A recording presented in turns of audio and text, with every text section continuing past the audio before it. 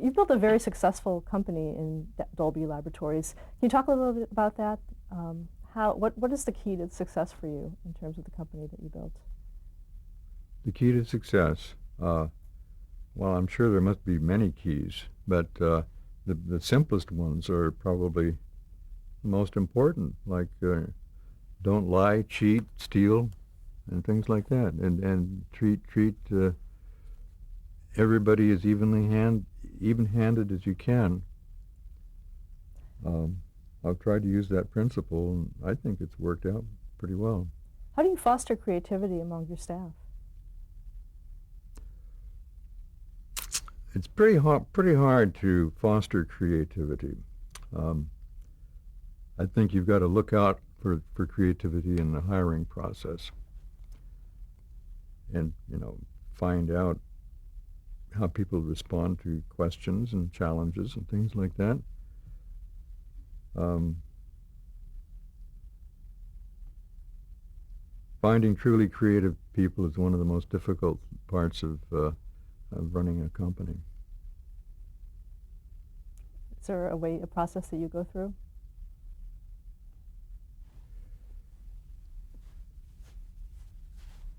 Well, lots of screening, and lots of time spent interviewing.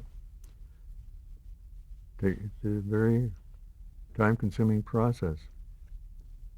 How many patents do you hold altogether? Oh, about 55 or something like that. Is there one that stands out to you as I don't want to say favorite, but as one that really to you makes a difference? Well, I suppose I'm obviously I'm proud of my videotape patents, but there are a number of technologies that are sort of muddled together. I'm most proud of my original A-type patent, noise reduction patent, because with that I solved a problem that nobody else had been able to solve in the preceding 30 years that they'd been trying. And that made you a household name. How does it feel to actually be that almost everybody has some kind of Dolby product in their home? Actually, that's pretty easy to get used to. I mean, think about somebody who has a corner greengrocer, and it says Smith's Greengrocers. Mr. Smith is probably quite proud every time he walks by that place. I think that's the way proprietors feel. Yeah, but to have that kind of worldwide reach? I don't get that carried away by these things. Do people recognize you by your name? Oh, yes. But I don't let it go to my head.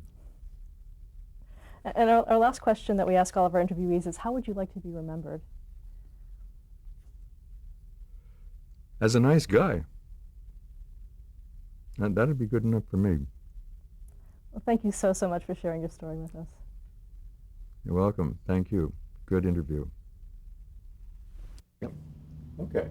All right. I think this tells the story. I was 16 when I was hired at Ampex by Alexander Poniatov, and I gradually worked my way through the company, ending up as one of the designers of the videotape recorder. That's me standing there giving a demonstration. Our video recorder at the company headquarters in Redwood City. This is prior to our introduction, April 13th, 1956. This is the Cavendish Lab in Cambridge University. I spent almost 4 years there studying physics, long wavelength X-rays primarily. Then I went off to India to work for the United Nations, UNESCO. I was an advisor to the Central Scientific Instruments Organization, and spent almost 2 years traveling around India, helping to get their instrument technology going. returning from India, I set up Dolby Laboratories in May 1965. This is the first building, which was the corner of an old dressmaking factory.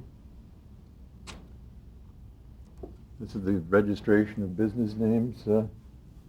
At that time, my brother and I decided to start as partners, and he came from the United States to join me there in England.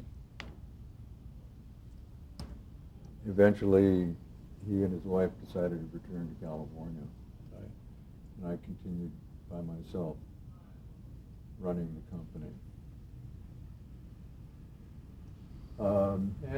This describes some of the early landmarks. That's a new building, which we moved into in September 1965. The reason I had to move into that building was that I had neglected to get a good lease on that dressmaking factory property. Then essentially I was kicked out, and so had to move. That building proved to be good. And this is my now wife, Dagmar. We got married in 1966. She was absolutely wonderful in those early years, helping me with administrative projects and traveling to promote the noise reduction system really throughout the world. This is the first batch of noise reduction systems, 5 of them ready to go to the Decca Record Company. And the first check for those was for 3,500 pounds, shown by my brother Dale there. And that kept us going. I mean, we needed that check so fast and so badly that I insisted on payment within 1 week. And the Decca Record Company said they'd never paid anybody that fast before. Did Dale work with you a lot? He was with me for about the first year and a half. And he was a brilliant person. He organized our manufacturing activities and was very resourceful. I'm really sorry that he didn't stay with me. But his wife and he, I guess, had to go on and do other things.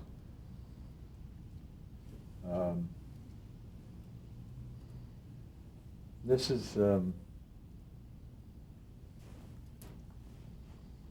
I guess that must be a size reduction.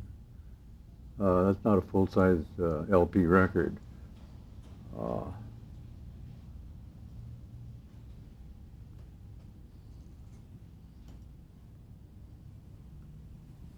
This record is noteworthy because this was the first record on both sides using noise reduction, A-type noise reduction. Mahler Symphony No. 2, Georg Jolfi. And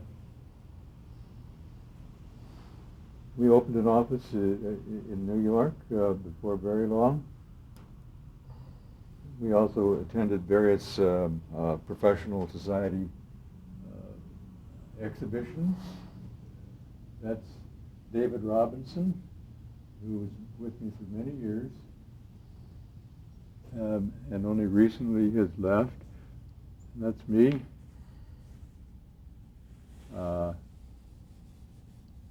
Soon after that, we moved into Clapham Road and had an enormous amount of room by comparison with what we'd had before.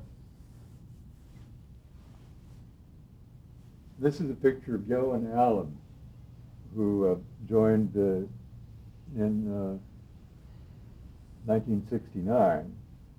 He's been brilliant all of these years in explaining and promoting the technologies that we've developed.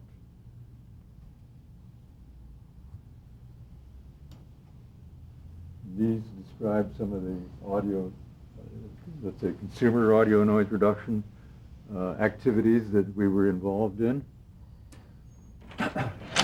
And here we have a stack of, let's see, how many is that?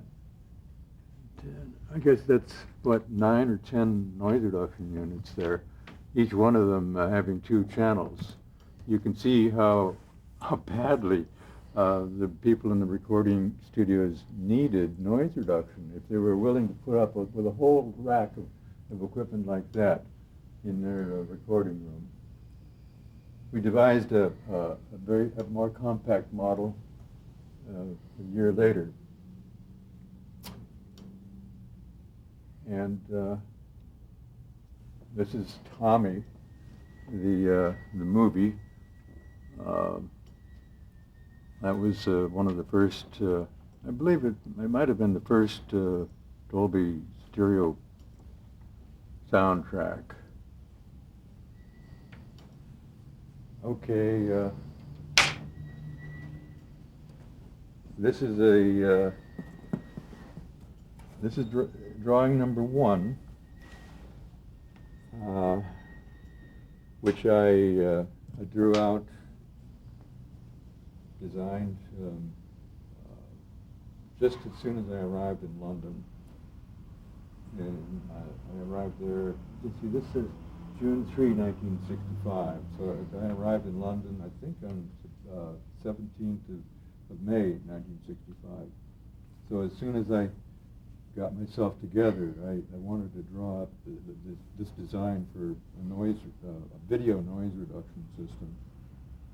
I felt that was just as important as audio noise reduction. And this is the first video noise reduction system.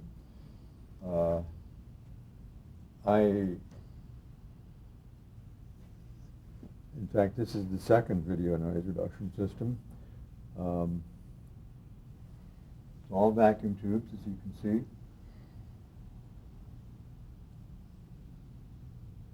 As soon as I finished these video noise reduction systems, I realized that the BBC was taking too long to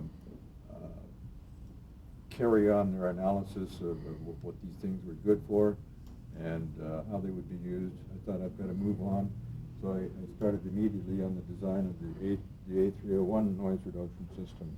This is serial number 1 of the A301. This, in the beginning, I did not have an out and in switch. I envisaged the noise reduction system as being in all the time. But my customers finally insisted on having an in-out facility, and I don't blame them for that. This picture shows me doing tests for the post office, the UK post office. They were in charge of the transmission of intercity radio broadcasts, and what they were interested to know is whether the signal could be fed from one unit into another without degradation. And here I had set up this demonstration to prove that the signal could be fed in and out of these units 4 times without any degradation.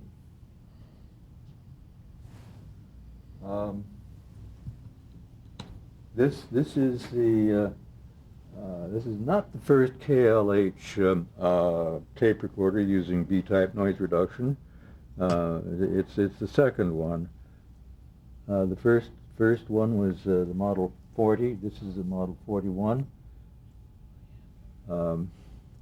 KLH was the first licensee using B-type noise reduction. And here we have our first cinema processor unit, the CP100.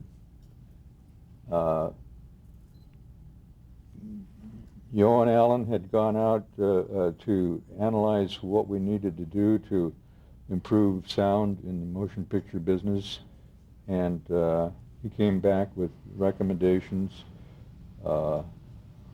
David Robinson and I worked on this. David was the primary designer, and we came up with this unit, which was our first cinema processor.